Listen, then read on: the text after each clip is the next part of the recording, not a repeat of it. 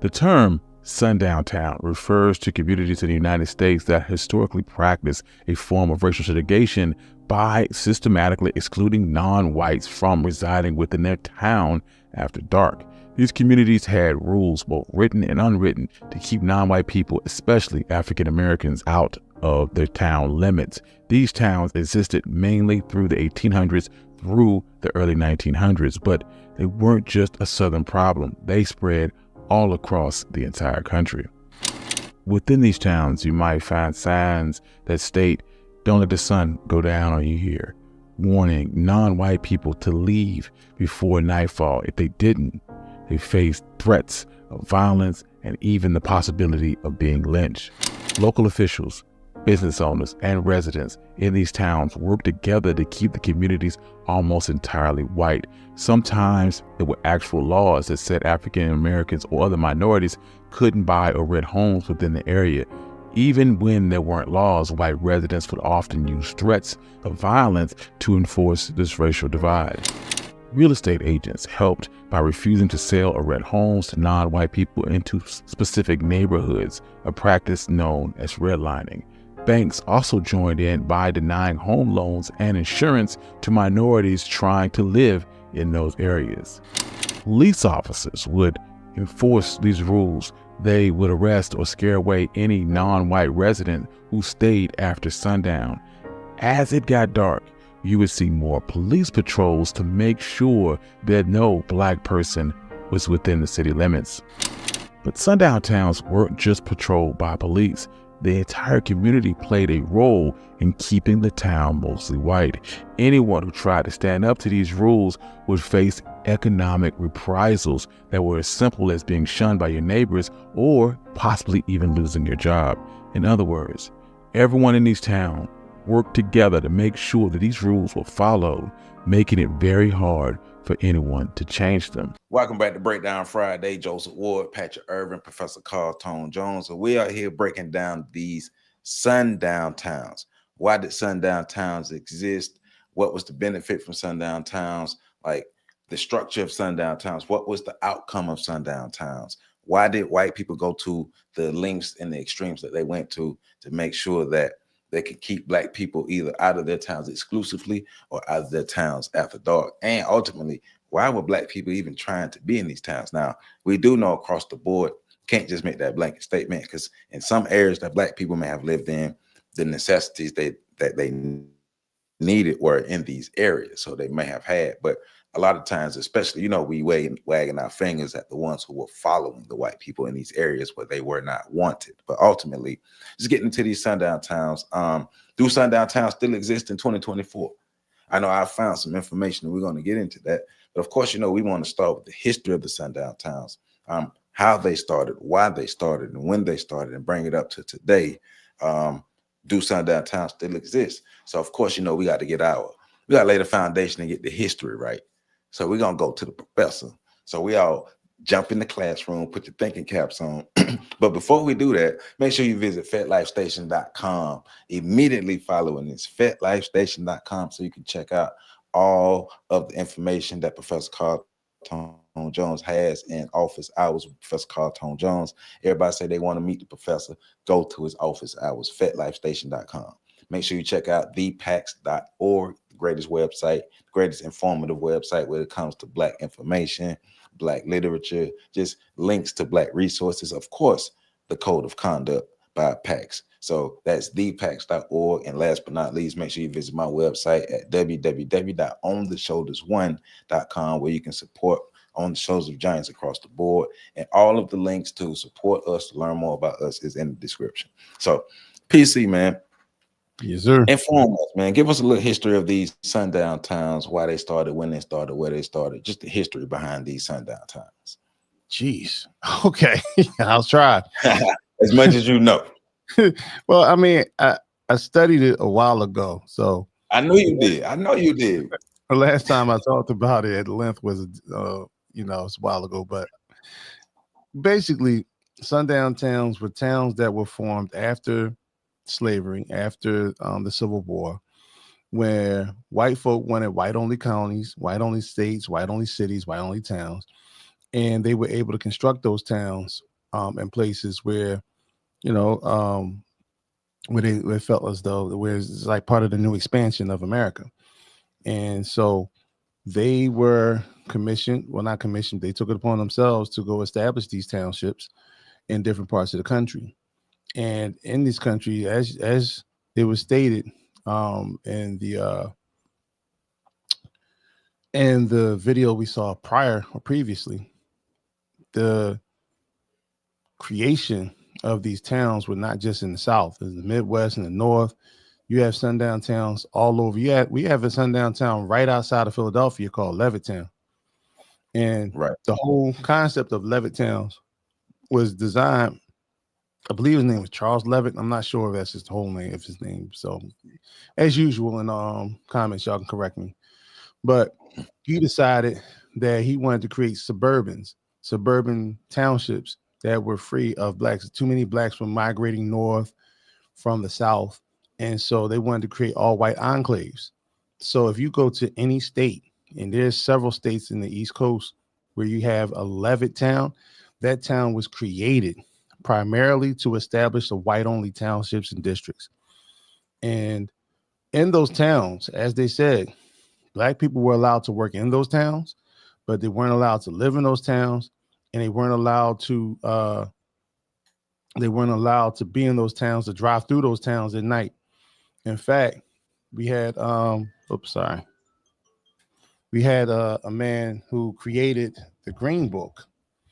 And I believe, I'm not sure what his first, I can't see, like I said, Joe, caught me up because I didn't watch the show. I didn't watch it prior to. I caught this fresh.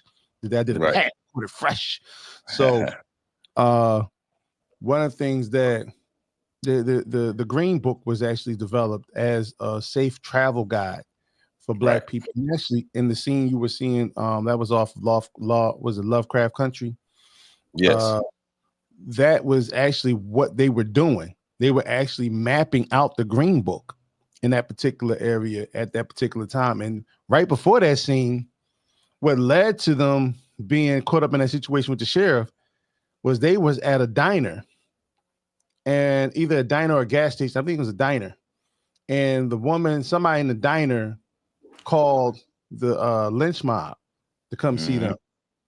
And so they told them, y'all need to get out of town. And there's still towns like that in America. There's a town, actually it's a town not too far from you, Pat.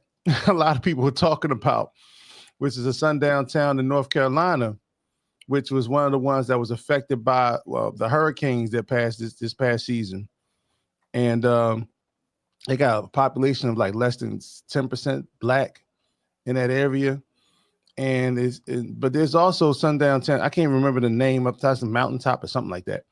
But there's also some in Texas still, and even up north. In Pennsylvania, I know for a fact that I went to college near sundown town called Catawissa, Pennsylvania, which was rumored to be one of the places that they staged the film Birth of a Nation, the 1915 version. So, you know, it's we're still having incidents where mysterious deaths are taking place, where there are mysterious hangings are happening all over the country.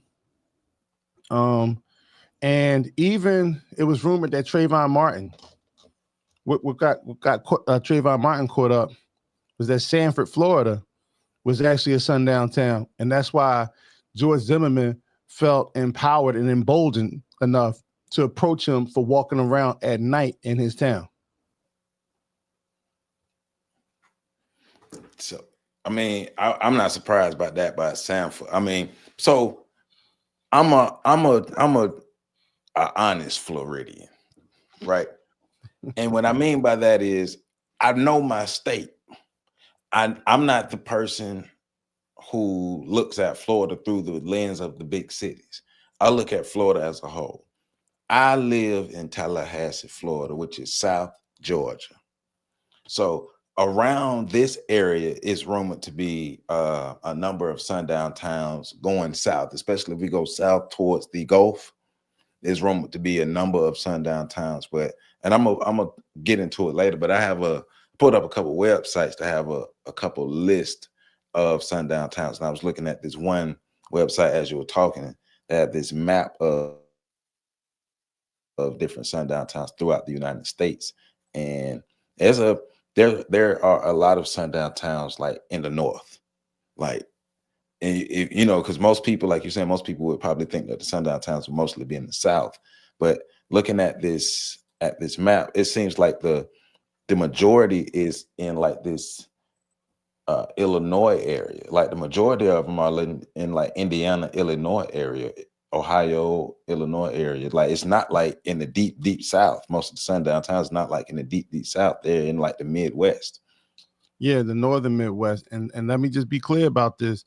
The whole notion of suburban living was based in the ideology of sundown towns. So this whole concept of building outside of your or creating enclaves outside of your financial centers, which are the major cities, that whole concept was driven by the notion of creating these sundown towns, these anti-black havens. And I want to be clear about that as well. Yeah, they discriminated against everybody, but it was real specific about black people not being in these towns. Yeah. So and yeah, we'll get into, I guess, you know, like you said, we'll get into the other part later. But yeah, so I just wanted to drive that home. Yeah. Pat, man, I want you to get full technical Ted on this one, bro. Like let's talk about like outcomes of the sundown towns or impact of the sundown towns on Black Americans, like Black Americans who were negatively impacted by the sundown towns as far as having to go into these sundown towns for necessities, as well as Black people just being affected by the sundown towns because close proximity, or even Black people being affected by the sundown towns because they chasing the white folks. Which give us some your analysis on like the impact that those scenarios have had on Black people via the sundown towns. I think it's been twofold, and it's also driven the divide in the community.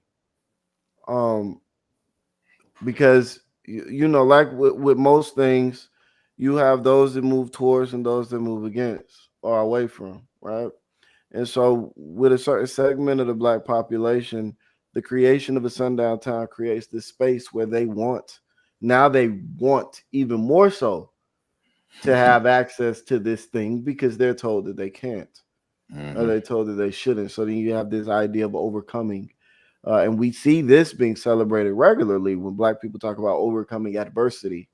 You know, that's the same ideology that you see when you see Black people, or when you think about a Black person driving into a town and being told, if you're here after dark, don't be here after dark. Yeah. Or if you're here, period, don't be here at all. You know, but that whole notion that for some people that gears them up and makes them want to be defiant. It makes that thing that they're being kept from more valuable. Indeed, it makes it more valuable than their very lives and the very safety and well-being of their family, them and their families, which is what you see when you look at all of the Black people that overcame all the adversity when it comes to desegregation of schools. I love using that as an example because we took our most precious resource and we put it in direct harm's way. In an act of defiance and wanting to overcome adversity in a way in which it was really kind of a cowardice type move because you aren't even putting yourself in harm's way. You're putting your defenseless child in harm's way. But I think that's the same ideology that's presented in terms of those people that hear about a sundown town, or those Black folk that heard about sundown towns and dreamed of owning property there, dreamed of going shopping there, dreamed of acquiring goods and resources and status and symbols that allowed them to traverse that plane in a way that they felt like made them feel good. I won't say made them superior because there are a bunch of different ways that one could look at that, but that made them feel special in the midst of their Blackness. I'm a special Black. That's what you hear talk about, the accepted token Negro. Mm-hmm. right? That we're not talking about the token Negro accepted by the whites. We're talking about the token Negro that has themselves accepted that they are a token and holds themselves up as a token. Right. They told themselves that they were accepted. Yes. So I think that's one thing you see. And when you're talking about this, you're talking about access to power, power dynamics, white people having power in America, and black people wanting to have access or proximity to that power by any means necessary. Sundown towns, their mere existence of them, their public acknowledgement and public existence of them is a very strong statement of power. Very clear and very strong.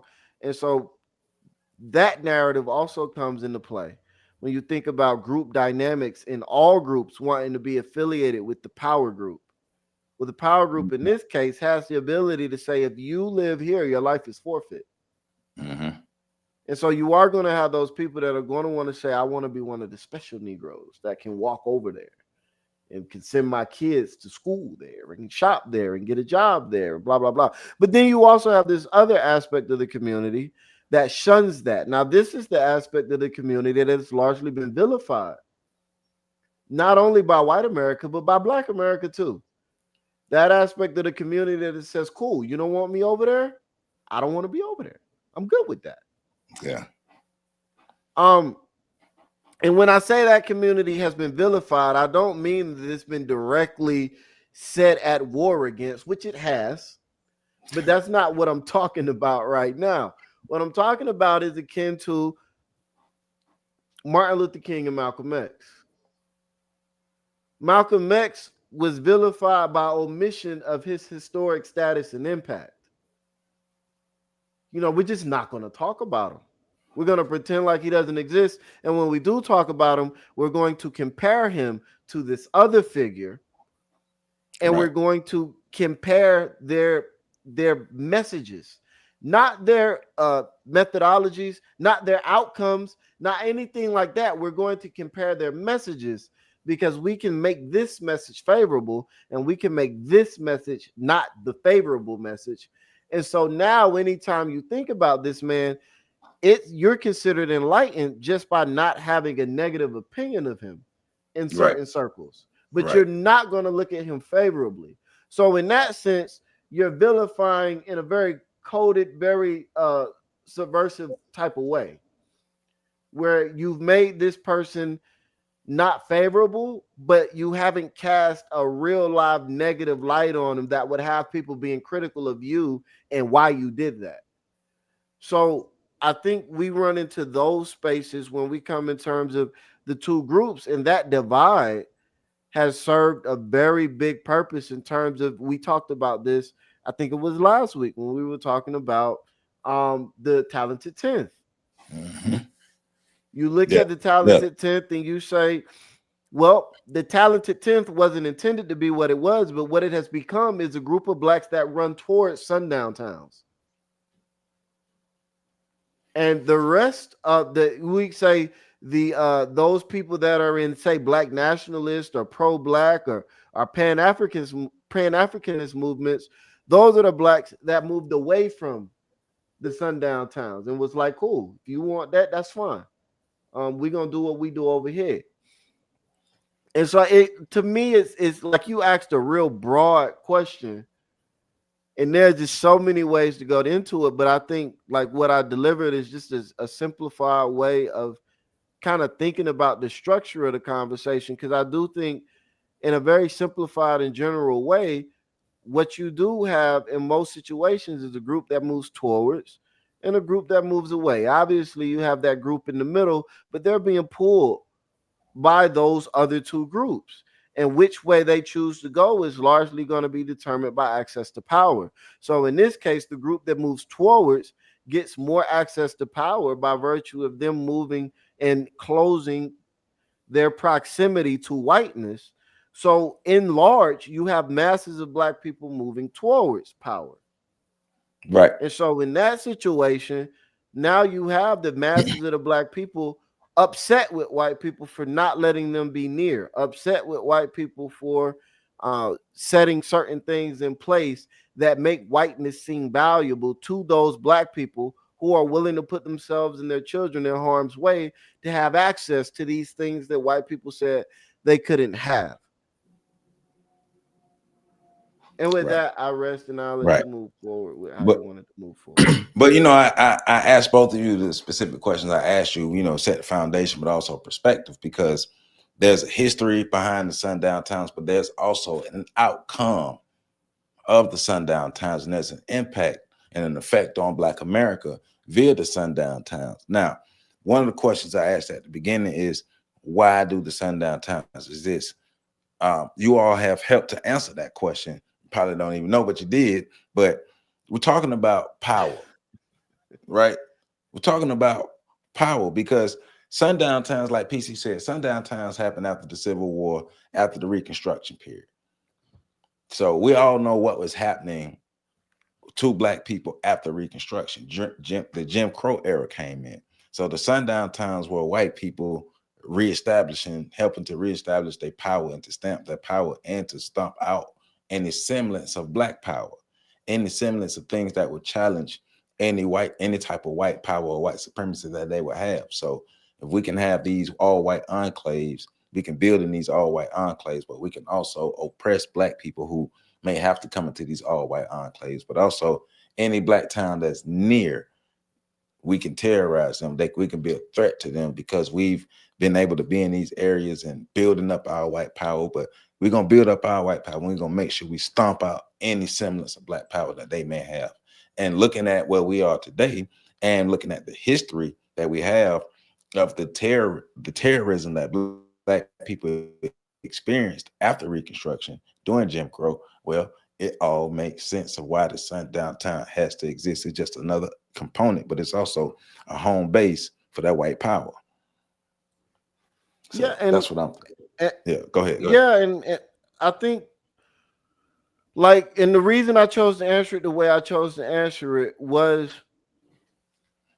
I think when we talk about sundown towns, it becomes real easy to slip into that mode of talking about the evilness of white supremacy. And I love the fact that you asked the question of what was the impact?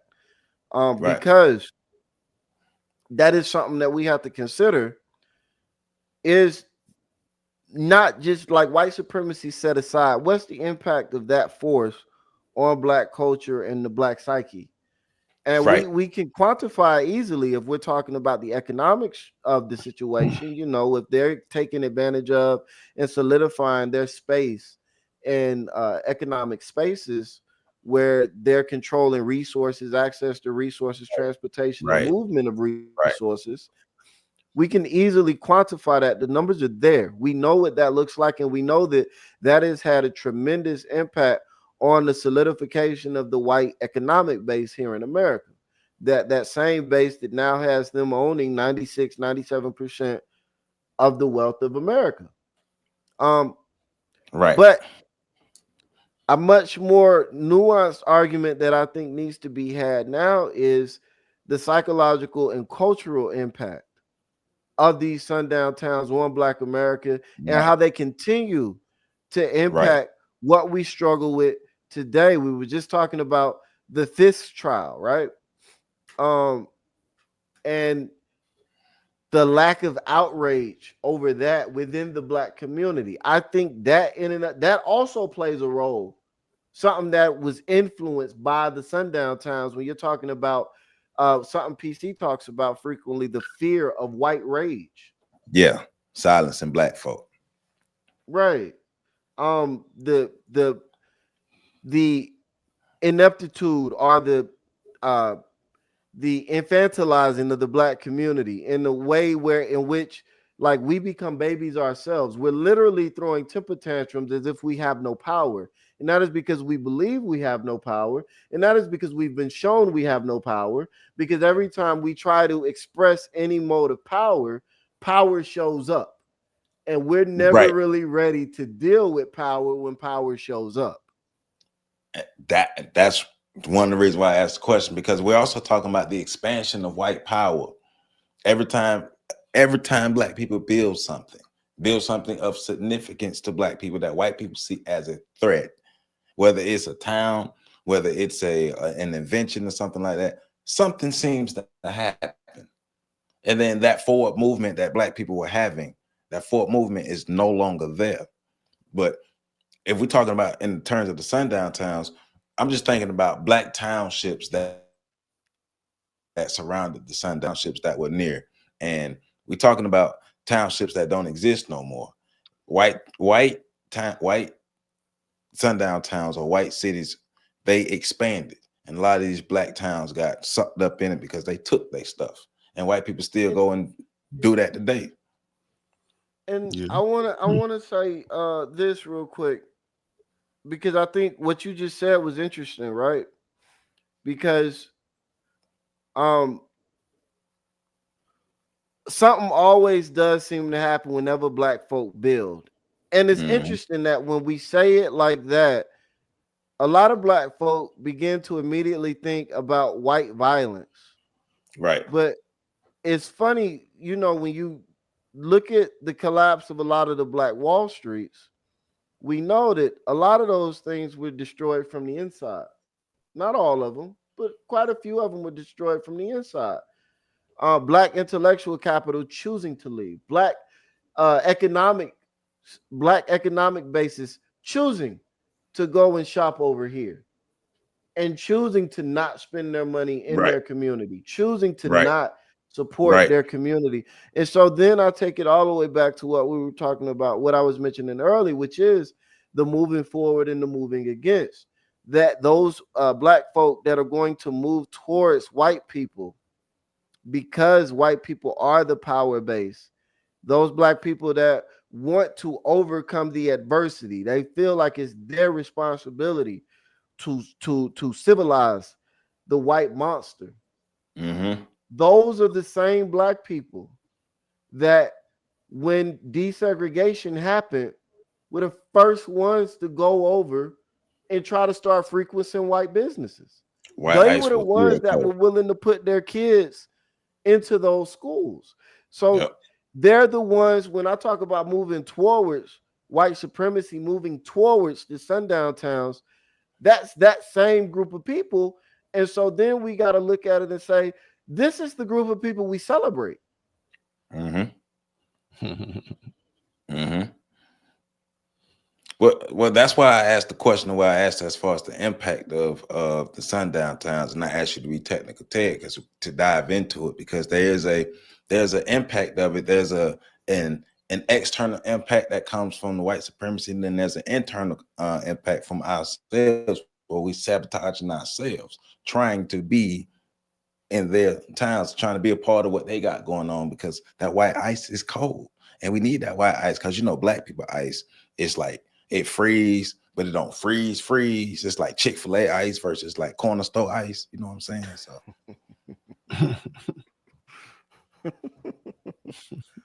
I get you. But hey, it's I am surprised at the number of sundown towns that are above the Mason-Dixon line. And I know, PC, you've been telling us. I know you've been telling us. But it's just like, I'm so south, man. I just don't believe nothing more racist than down here. But I have to keep reminding myself that America is America, no matter where you at. Yeah, and Philadelphia is the start of America in a lot of places. So everything was just an expansion on what happened here. So it's like Philadelphia was the big bang of America. And that's some great points that y'all were talking about in terms of the bourgeois class, because the bourgeois class actually sets the direction of the community.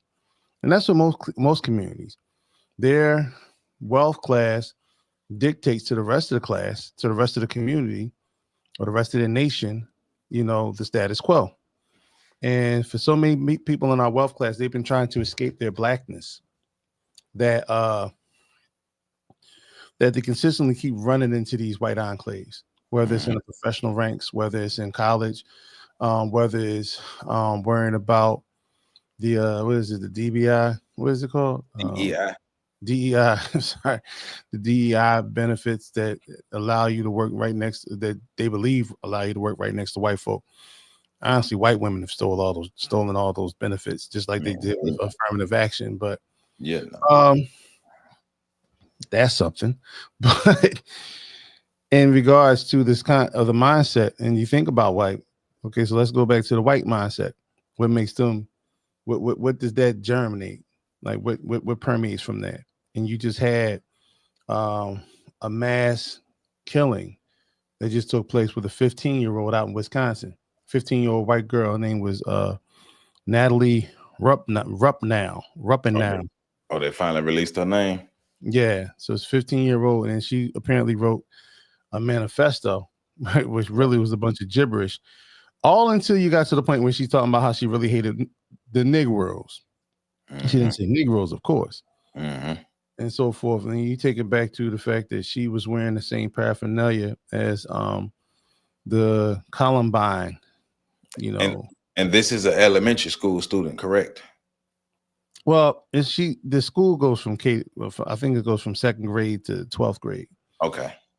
So 15 years old, you're probably talking about either high school or late middle school. I'm assuming high school at this point. And when you think about those things, you think about the white flight, how the point I was gonna make with her, she wore the same paraphernalia, followed the same German rock group that the Columbine boys did when they did their mass killing, some decades ago. And it seems to be a thing where, the white nationalism sprouts from that. The vengeance towards black people always sprouts from that. And then you have, like I said, black people leaving their own communities. And I'm going to tell you, when I went to college and I came home, the message, not necessarily to me, but the message that I heard was, go on, get away from here and don't come back. And that was the message from everybody that was in my neighborhood. You need to get away from here and don't come back. You got your degree. You need to go somewhere and live your life, but don't come back here. In other words, where we live at is a bad place, and you've made yourself better. Trying to do air quotes, better by going away and going to school. Right. So you're better than this environment now. You need to leave. And that message had to be something that has been passed down for generations. So every other community comes back to the community, and those people become part linchpins in those communities. We're told to leave our communities to go to those communities where they don't have a room for us. Right. And an amazing thing about, and I brought this up because I noticed this when I was in Harlem. White flight takes place because Harlem used to be white. People don't know that. Harlem used to be a Jewish community. We don't know that, but Harlem used to be Jewish. Harlem used to be Jewish. And what happened, so the major parts of North Philly, by the way. What happened was white folk left the neighborhoods, 70%. So when their population, when 30% of the neighborhood became black, that's when you started seeing the tipping point. There's a book out, I think it's called The Tipping Point, that talks about this. 70% of white folk, the 70% of white folk that were there, they start moving. And then you start seeing more blacks pushed into those neighborhoods and so forth. And the neighborhoods, and here's one of the reasons why those neighborhoods don't work. Because white folk leave, but they leave their businesses there. Mm-hmm. So if they have a clothing store, that store stays there. If they have a restaurant, that store stays there. Pizza shop, that store stays there. Especially here in Philly, we got pizza shops that've been here in our neighborhood going on 70 years. All right, and I know the neighborhood's changed since they got there. Problem is, you move black people into these neighborhoods. Black people aren't opening up businesses in those neighborhoods. Black people aren't creating commerce in those neighborhoods. They're just happy to be there. Mm-hmm. And when you don't do that, you're still dependent. And now you become more dependent because now, based on the way you spend money, and we're very reckless with our money. we become dependent on the ones who hate us, the ones who moved out, for our economic balance and our resource. We become dependent on them to provide the resources for us, which is why you always talk about, you have politicians talking about opportunity zones. Yep. And they're always in a black neighborhood. But the businesses that come in, they're providing minimum wage jobs, but they're not owned by black people. So who's the opportunity for? Right. Right. But it goes into the second part of the clip. I forgot the YouTube. I can't think of the YouTube channel off the top of my head, but I will put a link to that full video in the description. And shout out to that brother for making that video on the Sundown Towns. I apologize for getting the name of your channel right now, but the link will be in the description. But he talked about like the redlining, the building of black neighborhoods, the keeping black people from being able to buy homes in certain areas, being denied loans. That's what I'm talking about, the impact of the Sundown Towns, the impact it is. Because if the towns, like I said earlier, if the towns want to expand, somebody got to go. But even those towns, right? They keep, and I saw that documentary. He went into several towns that people didn't mention that were destroyed. Like, Spartansville, and there were towns in Tennessee and Georgia that were also sundown towns that used to be actually black enclaves, black boom towns, as I call them. Right. They tore those towns down. So one of the things that he did, he went to a library. And I believe, if I'm not mistaken, I might be wrong again, because I'm always, I'm up for correction if I'm wrong. A library that was run by the daughters of the United Daughters of the Confederacy. Yeah. All right. I believe that was the Dixie's daughters, right? The United Daughters of the Confederacy. And he went to go read articles for the days those towns burnt down the black sections. And when he went to go find those clippings, those newspaper clippings, this is back in the day, ladies and gentlemen, before we were able to just look everything up on Google. The newspapers, they cut out the articles and the newspapers that reported the massacres that took place in those towns that back then, and all the heinous actions. And when people try to say, well, it's the sundown towns were about the Klan, about this, the Klan might have made 10 to 15% of the town. But when they had those public lynchings, 95% of the town showed up. But he said, and that's why I love that he said that. And it's the YouTube channel is One Mic History. That's the YouTube channel. And the name of the documentary is The Towns You Couldn't Enter After Dark. But he talked about the actual citizens of the towns who were not a part of the Klan, who still participated in the culture, who still participated in the lynchings, who still participated in keeping black people either out of the towns or out of the towns after dark. So they may not have put on the hoods, but they were there propping up white supremacy, loud and proud and strong. Well, everybody participated. Well, it's like the football team. You might not be on the football team, but you're in the stands cheering for them. Right. So, I'm sorry, Pat. No, you're good. I think that's where we really get into like the culture of what we're dealing with. Because when you understand that, you understand like everybody operates on a different level. Some people are direct combatants, other people are supporters.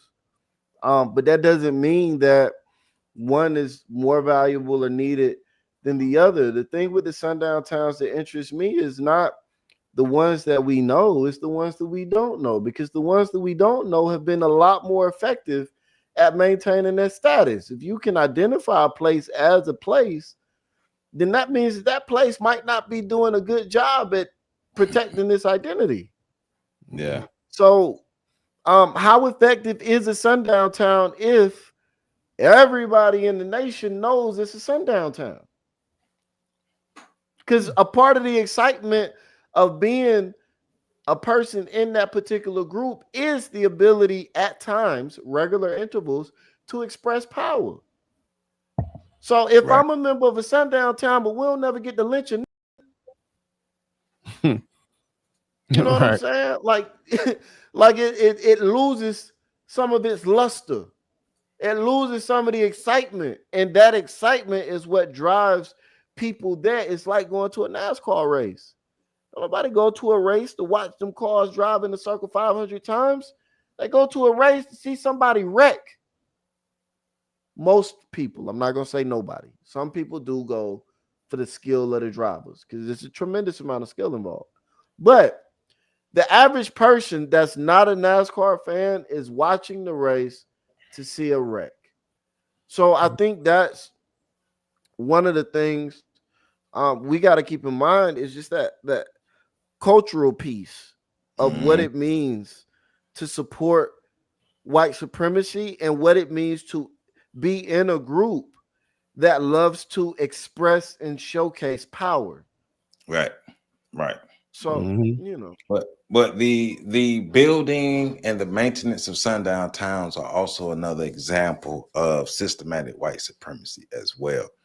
Because once again, going back to the documentary, One Mike History, he's talking about everybody buying into the culture, everybody buying into the ideologies, everybody buying into the mindsets, adding to it, making sure it maintains, making sure it keeps going on. That's systematic. Sundown towns can't still exist in 2024 if America wasn't a racist country, or America didn't have racist elements in it, if America wasn't built upon racism, right? Because I know we have a lot of white pundits, political pundits who like to debate college students and people who don't really know what they're talking about, and they can trip them up with the little questions and stuff, and they try to, deny and denounce systematic racism, or, when they're asking the question, when was America never a great country? Well, I mean, we can think of 400 years when America wasn't a great country. We could think of a lot of things, but from their point of view, America was great. Yeah, from that white standpoint, if we were able to build these white enclaves for ourselves, yeah. Or matter of fact, if black people were left alone, if white people left black people alone, well, things in America would be different, but white power would be threatened. So these towns have to exist because white power has to exist. America was great prior to 1492. I mean, but yeah, those are great points. The biggest point about it is, and I say this all the time, I'm not mad at white folks for expressing white nationalism. I'm more so mad at black people for wanting to be a part of white nationalism. Impact. Want to be a part of the American dream. Right. I'm mad that black people haven't figured out that right now you need to stop trying to kiss up the power and build your own. As Patrick said, we talk that power shit until power show up. Right. And then power tends to put us in our place. And we're the only ones not acting like this is war. The European mindset is war. I mean, they had the shows Junkyard Wars, Parking Wars. What was the show where they were going into breaking into people's storage wars? Everything to them is war. So even when they talk about football, they call them gladiators on the gridiron. War. So at some point, and I hope it's not like we're not like the rebels in Star Wars, where we're hopping on ice moons trying to run away from the Imperial force because we didn't put up a fight when we should. It's going to get scarce out here for black people because the sundown town phenomenon is not just a geographical space; it's a mindset, it's a concept. And it's basically saying you Negroes don't belong where we are. Right. And we have so many black people. I mean, I was literally watching today a video where these two young black women, not young, but I would say they weren't middle-aged, and one was a little older. They decided to go camping on a lake by themselves. I watched another video where another black woman was bragging about her travels and how she was going around the country and how she was staying at these resorts and how she got up at 4 a.m. in the morning to ride out in the countryside because she wanted to experience society without any traffic. Here's the problem. What if one car pulled up and that one car decided that they wanted to do something vindictive to you. We don't think from a standpoint of being at war. So we think that we can walk and go places and put our arms in. And most black people, the majority of black people feel the same way white people feel about other black people. This is why when white folk move somewhere, black people want to move there too. Because they hold white people like, I want to get away from these Negroes, and black people like, I want to get away from these Negroes too. Yep, we feel ourselves more than we feel them. Not only that, we want to be around them. We want to blend in. We want to emulate their society. We want to be assimilated. We want to be accepted by them. You ever see the gushing face on a black person when white folks are standing around and offering them applause? It's like they have that thought in their mind, like I finally made it. Yeah. I finally escaped. You know, I finally done ascended to this place where, you know, Jesus loves me and Jesus is white. You know what I'm saying? So yeah, man, it's crazy, but you know, going back to what Pat was saying earlier about just that mindset of I'm going to put myself in harm's way to be a part of what they have going on, when the solution is to continue to build your own. No matter how many times they might burn it down, continue to build your own. But that's the greatest trick, right, that they ever pulled, is creating this chasm. That, by the way, name of a good book, y'all. Buy the Chasm. Shameless plug. Go get the Chasm. Go to Amazon. He even did it auditory form, so you can listen to it. So, this chasm that black people have within themselves, we hate ourselves. We hate our very skin. You know, every time, like, so with the men will go out and buy the most expensive. Like, I know people who identify by wearing Jordans. I got to get the new J's and this, that, and the other when they come out. Or, you know, they get the chains, the gold chains now, and I have to have all this, that, and the other. All that stuff is to replicate what you should normally feel internally. And the women, don't get me started on the women. I mean, you don't even know what they really look like these days. You don't know if they're coming in the same package and body-wise that they were born with. You can't, I mean, some of them have eyelashes so thick that they can use them. You can wash your car with them. So, and listen, you can be mad at me if you want, but who you're really mad at is who you are, because you should be in love with your naked self. And because we can't do that, we can't get along with anybody that reminds us of our naked selves, which is the brother and sister on the street. And so we play the dozens, we play the one up, and we do all these different things because we want to be the shiniest penny amongst the sea of pennies. We want to be the one that stands out. Yeah. And because we have that mindset, I don't know what it would take to get black people to get on code in terms of building. We seem to even have the concept of doubling down when it comes to gender, you know, and I'm staying 10 toes down on what I believe in, but at the same time, if a good deal is there to be made, I'm cool with that. But we don't. We are the embodiment of the Willie Lynch letter on full display. Right. If Willie Lynch letter was a movie, all the characters would be, we can find characters to play every role. The us's and we's. Yeah, I mean, but you know, that's why I asked the questions I asked at the top of the show about, you know, the history of the sundown towns and the impact of the sundown towns. And I asked them the way I asked because I want you to get technical about it, because we're looking at, once again, external impact and internal impact. The solution, a lot of the solution for a lot of the problems that we have, we say it every week, is building Black power, Black families, Black communities, Black societies that will lead to a Black nation. Once again, no matter how many times they threaten it, no matter how many times they terrorize it, burn it down, build it, back. The answer and the solution has never been, and it never will be, to go be a part of this. They are supposed to have nationalism within themselves as a race. We're the ones who crazy enough not to do it. We're the ones who feel bad about building our own. I think it depends on how you look at the problem, though. Like, we're looking at the lack of black power as a problem, and most black people don't. True. So if you don't look at, go ahead. Well, they do look at it as a problem when it actually becomes a real problem in their life. Right, but that goes back into the lack of wisdom that black people have. No, that's not just black people, but we're talking about black people. I want to say that. I understand that most human groups lack wisdom, but it is particularly, like I say all the time, our lacking is particularly dangerous because we are not a natural people in a natural situation. Right.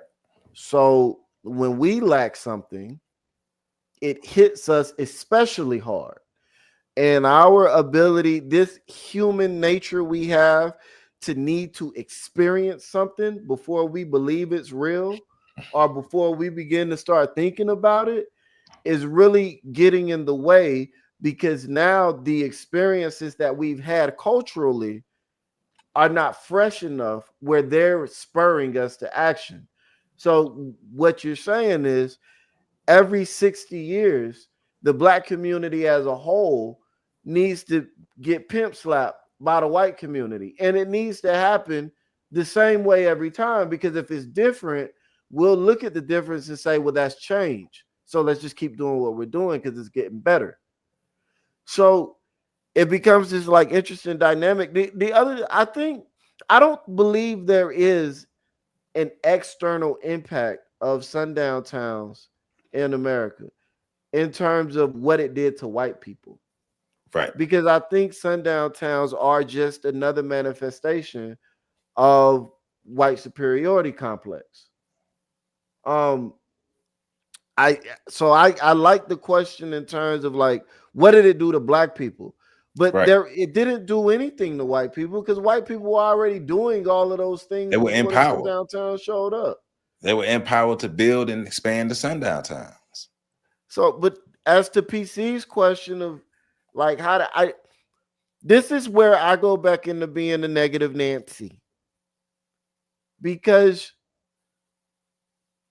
I know what needs to happen, right? And I've simulated this a million different ways. What needs to happen is that black people need to, in some way, shape, form, or fashion, develop a power structure that the masses of black people can trust. Yes. Now, the problem is that there is no way to do that currently. And I've been thinking about this for years, at this point, decades. When Hispanics became the lens with which white America began looking at all non-white people, you had black people learning Spanish. Yep.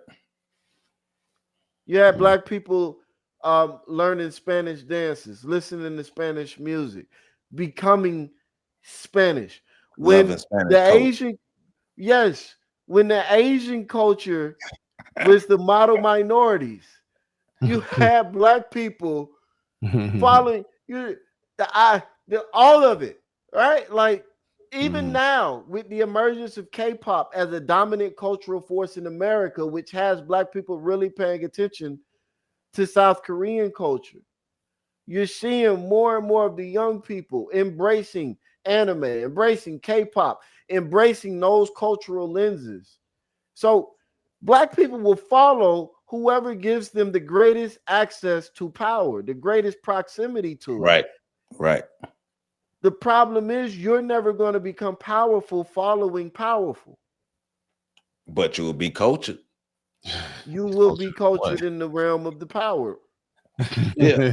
But I think it goes back to what you always talking about, is we already know the majority of us don't really want power because there's a responsibility that comes with that power. So we would rather have power by proxy and let the white and try to get as much of the power from white people that they will give us without having the responsibility of the power. We don't want power within our own culture, because we don't want.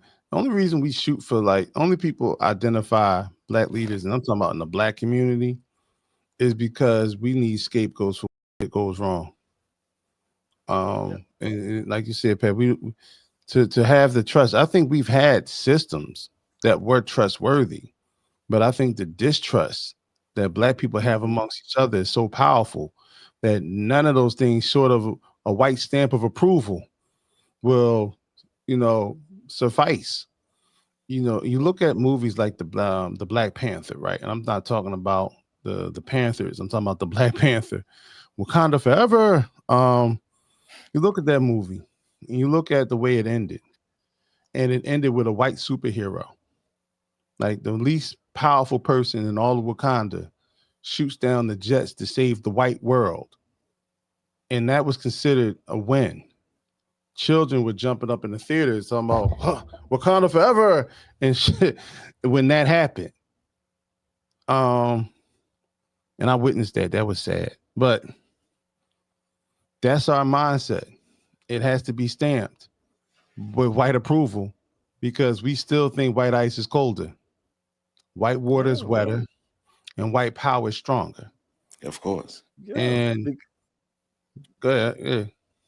I was just gonna say, of course, because I'm not gonna say what I was gonna say. I'll say this though. White supremacy is a pretty female, and black people are ugly dude looking at her. Yeah. You wanna, but you're not gonna have her. No, that you willing to do anything she say to get her to look at you. Yep, she gonna use you, and that's how that's how you get that. So what you said is the black community is Travis Fulton. Oh no, I should have done that. Who? I was talking about the kid from out of Colorado. Oh. Soon as you said it, I was like, well, it's it. He PC'd that name though. He did. Oh, he definitely did. He definitely did. Hey, people gonna be like, who? His name's Travis Fulton, ain't it? Hunter. Oh, Travis Hunter. Damn. Yeah. Travis Hunter. That's all. Yeah. But no, I mean, Travis Fulton's the other brother. No, I'm sorry, Travis Hunter and Fulton. No, I'm talking Travis Hunter. Yeah. That's man. Look, he Travis Hunter is lost in the sauce. There's nothing nobody can say to him. If I was me, the only advice I would give to him is get an ironclad prenup. Don't make no babies no time soon, and I hope you wake up. Have fun. But that's the black community, though, right? Travis Hunter. That's what Pat just described. Yep. And the girl is not that pretty, but hey, she's pretty enough. Lost in the sauce. Yeah, we all lost in the sauce. But going back to what was said earlier, lost in the sauce so much to put ourselves in a dangerous position. That's Jackie Robinson syndrome. Mm-hmm. Yeah. You have your own, or you can build your own, and you had your own, but you were willing to put yourself in harm's way to be a part of somebody else's. So that's why you got to be out of these towns. And that, of course, once again, this is not across the board, but for the ones who chasing white people, that's why you got to be out of these towns after dark. So, yeah. So Joseph Ward, Patrick Irvin, Professor Carl Tone Jones. Remember, FetLifeStation.com. Check it out. ThePax.org and OnTheShoulders1.com. All the information is in the description. Make sure you check it out. One Mic History. Check out the channel. Like, once again, putting the link to the full Sundown Town documentary in the description. Y'all check that brother channel out. Support what he got going on. Support what we got going on over here. And we catch y'all next week. Love y'all.